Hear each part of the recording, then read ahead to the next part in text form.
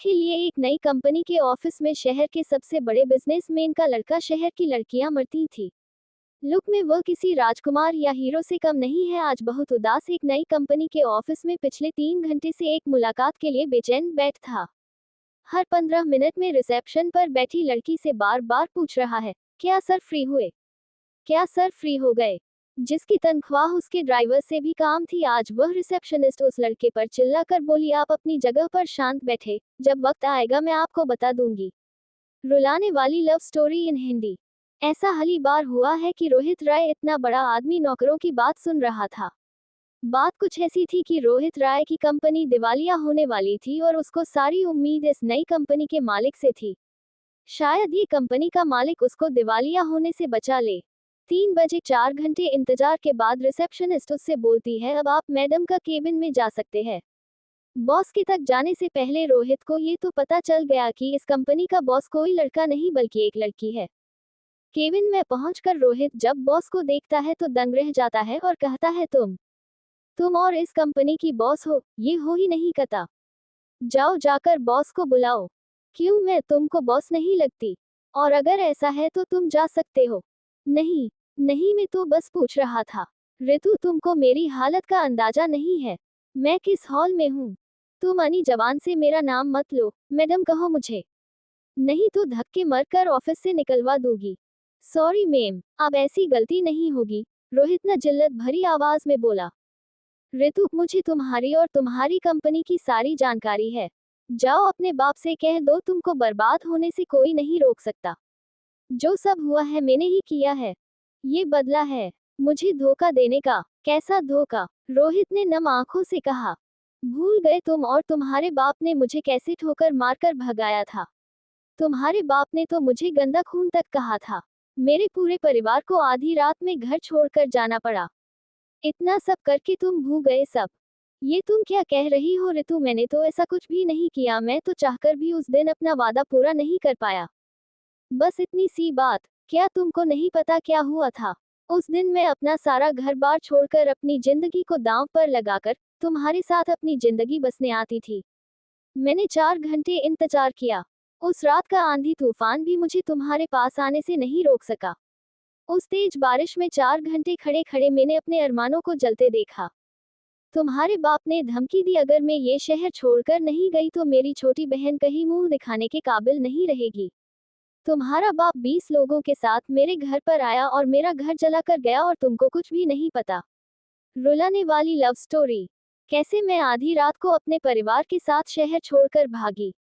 कैसे मेहनत मजदूरी कर कर मैंने अपने परिवार को पाला, छोटी बहन को पढ़ाया। तुम्हें कुछ भी नहीं मालूम। तुम्हें कैसे मालूम होगा? तुम तो अपने महल में आराम से सो रहे होंगे। तुम तो सबसे रईस बाप की औलाद जिसको गंदी लड़की से प्यार हो गया था। यह क्या कह रही हो तुम? तुम्हारे साथ सच में ये सब हुआ है तो आज से मैं अपने बाप की शक्ल तक नहीं देखूंगा। उस रात मेरे साथ क्या हुआ क्या तुमको नहीं पता? जब मैं तुमसे मिलने आ रहा था तब मेरे पिता ने मुझे मेरी मरी हुई माँ की कसम देकर रोक दिया। मैं चाहकर भी उस दिन तुमसे मिलने नहीं आ पाया। तुमको पता है आज तक मैंने अपने पिता से बात नहीं की। रुलाने वाली वह स्टोरी। तुमको मालूम नहीं मैंने कितनी कोशिश की तुमको ढूंढने की, कितनी बार मैंने अखबारों में छपवाया। तुमने तो पढ़ा होगा। रोहित इंटरनेट से कुछ पेपर की कटिंग निकाल ऋतु को दिखाता है। ये सब एक देखकर ऋतु के पैर तले से जमीन निकल जाती है, क्योंकि गुस्से में जिस आदमी को अपना सबसे बड़ा दुश्मन समझ रही थी और यह सोचकर उसने पिछले 10 साल गुजारे कि रोहित ने उसको धोखा दिया, आज वह गुस्सा ये सच समझ नहीं पा रहा था। दोनों एक दूसरे से लिपटकर जोर जोर से रोने लगे और दोनों अपने अतीत को याद करने लगे। दोनों की आंखों से आंसू नहीं रुक रहे थे। 10 साल पहले ऋतु रोहित के ऑफिस में काम करने के लिए आई थी। बिजनेस में बहुत होशियार एक सीधी सी लड़की जिसको अपने मालिक के लड़के से प्यार हो जाता है। रोहित भी ऋतु से बहुत प्यार करता है। दोनों एक दूसरे से शादी करने के लिए राजी हो जाते, पर यह बात रोहित के पिता पता चल जाती है। रोहित और ऋतु दोनों भागकर शादी करने की तैयारी कर लेते। उस रात रोहित के पिता उसको घर पर रोक लेते हैं। ऋतु के घर में आग लगाकर उसको शहर छोड़ने पर मजबूर कर देते हैं। दूसरे शहर में दर दर की ठोकर खाकर बड़ी हुई ऋतु आज एक बड़ी कंपनी की मालिक बन जाती है। वह रोहित की कंपनी को जब चाहे तब मसल कर रख सकती है। इसी बात का बदला लेने के लिए ऋतु वापस उस शहर आई थी, पर जब उसको रोहित के प्यार और सच्चाई का पता चला तो वह उससे गले लगकर रोने लगी। रुलाने वाली लव स्टोरी। रोहित ऋतु को लेकर गुस्से में अपने घर जाता है और चिल्लाकर अपने पिता को बुलाता है और कहता है, देखो तुमने क्या किया। रोहित के पिता की आंखों में भी आंसू आ जाते हैं। इतने दिन बाद रोहित ने उसने बात की, गुस्से में ही की। रोहित के पिता हाथ जोड़कर रोहित से माफी मांगी और कहा, मुझे तो पता था यह एक ना एक दिन जरूर होगा। मैंने बहुत बड़ी गलती की है, हो सके तो मुझे माफ कर देना बेटा। पर एक बार यह जरूर जान लो मैंने ऐसा क्यों किया। मुझे नहीं सुनना, आपने मेरी जिंदगी बर्बाद कर दी। रोहित बोला। ऋतु कहती है, मैं एक बार जरूर सुनूंगी, आखिर मेरे घर जलाने की क्या वजह है। रोते हुए रोहित के पिता बोले, तुमको पता है तुम्हारी माँ और मेरी लव मैरिज थी। हम दोनों भी एक दूसरे को बहुत प्यार करते थे। मेरे पिता ने तुम्हारी माँ की और मेरी कुंडली एक बड़े पंडित को दिखलाए और उन्होंने ये भविष्यवाणी की, अगर यह शादी होगी तो तुम्हारी माँ की जान जल्दी चली जाएगी। पर हम दोनों इन सब में भरोसा नहीं था, पर तुम्हारी माँ के जाने के बाद मैं यह नहीं चाहता था कि तुम दोनों के साथ भी ऐसा हो।